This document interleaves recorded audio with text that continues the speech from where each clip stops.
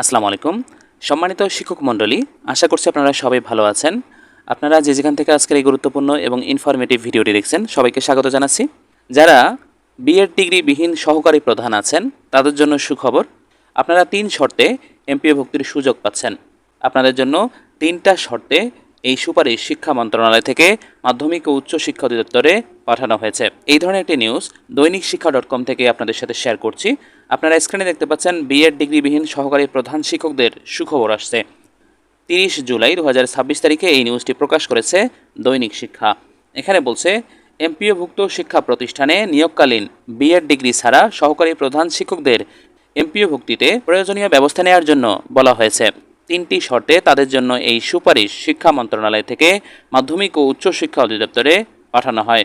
বৃহস্পতিবার শিক্ষা মন্ত্রণালয়ের একটি সূত্র দৈনিক শিক্ষা.comকে এ তথ্য জানিয়েছে।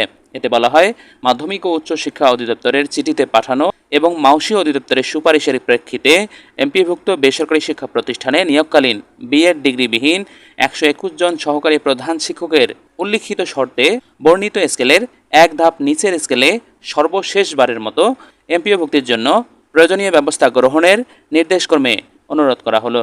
শর্তগুলো হলো, সহকারী প্রধান শিক্ষক পদে নিয়োগ যথাযথ থাকা, নিয়োগ সংক্রান্ত অন্যান্য শর্তাবলী পূরণ থাকা এবং যোগদান পরবর্তী ওই শিক্ষক সরকারি শিক্ষক প্রশিক্ষণ কলেজ, সরকার শিক্ষক প্রশিক্ষণের জন্য অনুমোদিত পাবলিক বিশ্ববিদ্যালয়, বিশ্ববিদ্যালয় মঞ্জুরি কমিশনের অনুমোদিত বেসরকারি বিশ্ববিদ্যালয়, জাতীয় বিশ্ববিদ্যালয় কর্তৃক অনুমোদিত প্রতিষ্ঠান থেকে শিক্ষায় বিএড ডিগ্রি অর্জন করে থাকলে এই ৩ শর্তে সহকারী প্রধান শিক্ষকরা এমপিওভুক্তির সুযোগ পাবেন। সম্মানিত দর্শক, আজকের এই গুরুত্বপূর্ণ এবং ইনফরমেটিভ ভিডিওটি পর্যন্তই। এই ধরনের তথ্যবহুল ভিডিওগুলো আমাদের এই চ্যানেলে নিয়মিত পেতে চ্যানেলটি সাবস্ক্রাইব করুন এবং পাশে থাকা বেল আইকনটিকে অন করে দিন। আপনারা সবাই ভালো থাকবেন, সুস্থ থাকবেন। দেখা হবে পরবর্তী ভিডিওতে। আল্লাহ হাফেজ।